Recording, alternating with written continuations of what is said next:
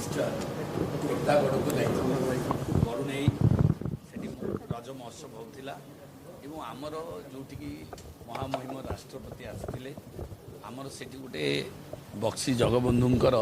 ସ୍ମୃତି ଉଦ୍ଦେଶ୍ୟରେ ଏବଂ ପାଇକମାନଙ୍କର ସ୍ମୃତି ଉଦ୍ଦେଶ୍ୟରେ ବିରାଟ ବଡ଼ ହିଷ୍ଟୋରିକାଲ ମ୍ୟୁଜିୟମ୍ ୱିଥ୍ ଗୋଟେ ବିରାଟ ବଡ଼ ମୂର୍ତ୍ତି ଏବଂ ଗଡ଼ର ସୁରକ୍ଷା ଗଡ଼କର ରିନୋଭେସନ୍ କରିବାର ଯୋଜନା ଥିଲା ଯେଉଁଥିପାଇଁ କେନ୍ଦ୍ର ସରକାର 200 କୋଟି ଟଙ୍କା ଦେଇଥିଲା ଆପଣମାନେ ସମସ୍ତେ ଜାଣିଛନ୍ତି ରାଜ୍ୟ ସରକାର ଜମି ଦେବା କଥା ଦବା କହିକିରି ବହୁତ ଦିନ ଏମିତି ଭିଡ଼ା ଟଣା ଭିତରେ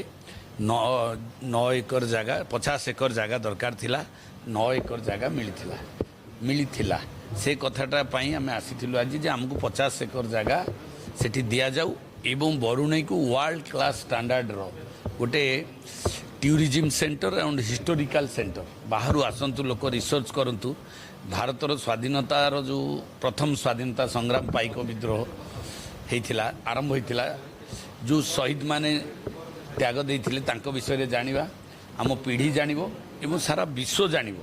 ସେଇଭଳି ଷ୍ଟାଣ୍ଡାର୍ଡର ଗୋଟେ ଅର୍ଗାନାଇଜେସନ୍ ହେବ ଯେଉଁଥିରେ କି ସେମାନେ ଆସିକି ରିସର୍ଚ୍ଚ ବି କରିପାରିବେ ମ୍ୟୁଜିୟମ୍ରେ ଦେଖିପାରିବେ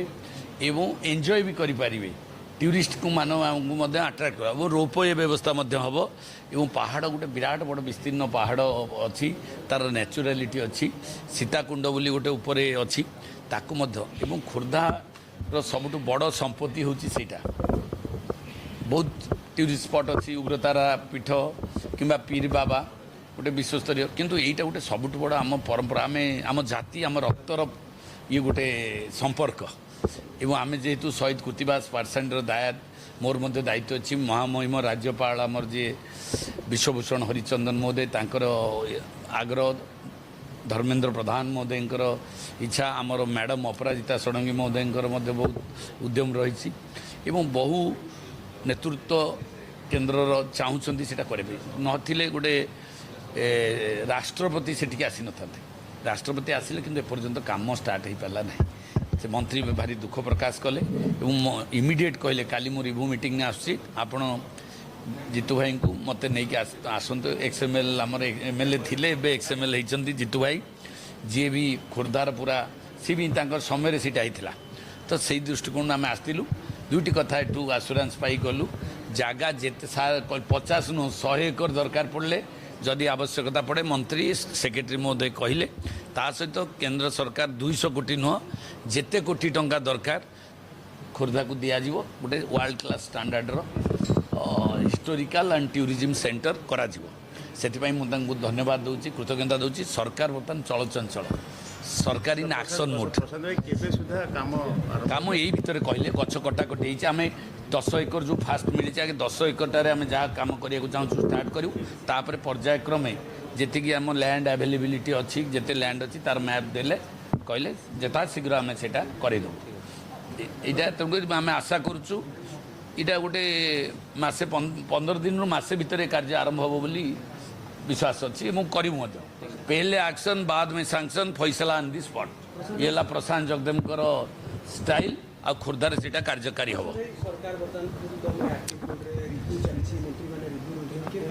शुणु सरकार तो एक्टिव अच्छी बहुत बड़ आप जानते मोदीजी स्टाइल आम समस्ते ये मंत्री MLA जहाँ भी आम रिमोट कंट्रोल है मोदीजी सेठू दिल्ली मीटर रिमोट कंट्रोल चलो पूरा हम मोदीजी तो जहाँ कहले देखुन आप पार्टी कहते जहाँ सेमती जहाँ कह 1 नंबर राज्य हम ता भी हम एवं 1 नंबर राज्य हाँपाई मतलब किसी असुविधा नहीं ओडिशा रे आपण माने समझ जानती आपण माने तो गणमाध्यम मान जानते ओडिशाटा धनी बट ओडिया गरीब यही परंपराटा आमर थिला जोटा विजु पट्टनायक मध्य से कथा कहते हम फिस्काल ऑटोनॉमी दे दियो हम करदेवी ओडिशाटा को से स्टैंडर्ड को नहीं तो आज से कथाटा भारतीय जनता पार्टी निश्चित भाव में से सपोर्टा आमको दब डबल इंजिन सरकार किंतु सबुठु बड़ कथा है ये जो सेक्रेटेरिएट आपण मैंने आसीपार नुले तहसिल ऑफिस ब्लॉक ऑफिस लोक जापार नुले जो ऑफिसर राज चलता सेटा ध्वंस हो गला यहीटा हूँ ग्रेट अचीवमेंट वर्तमान कथा काम कौन हम न मु जड़े साधारण नागरिक हिसाब से कहूँ जे काम कौन हम न हम बड़ कथा आज मुख्यमंत्री साण मेला कर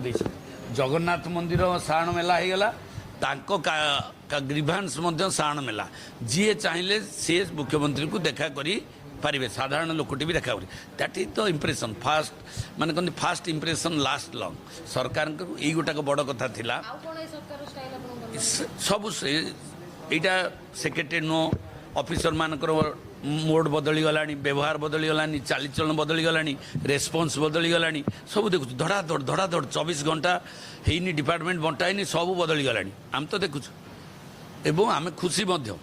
ଆଉ ବଦଳି ଯିବା ବି ଦରକାର ଆମେ କାରଣ ପ୍ରଶାସନ ଶାସନ ଏକାଠି କାମ କରିବେ ସେମାନେ ଯେଉଁ ଢଙ୍ଗରେ ନେଉଥିଲେ ଅବଶ୍ୟ ଗୋଟେ କଥା ମୁଁ ବାହାରୁ ଶୁଣିଲି ଆମ ଚିଫ୍ ସେକ୍ରେଟାରୀ କହୁଥିଲେ କହିଲେ ସେ ଢିଙ୍କି ପ୍ରଶାସନଟା ହେଉଛି ଗୋଟେ ଢିଙ୍କିଟି ଶାସକ ଯେମିତି କୁଟିବ ସେମିତି ଚାଉଳ ବାହାରିବ ଉଷୁନା ଚାହିଁଲେ ଉଷୁନା ଚାହିଁବ ଅରୁଆ ଚାହିଁଲେ ଅରୁଆ କାଢ଼ିବ ଗୁଣ୍ଡ ଚାହିଁଲେ ଗୁଣ୍ଡ ତେଣୁକରି ଢିଙ୍କି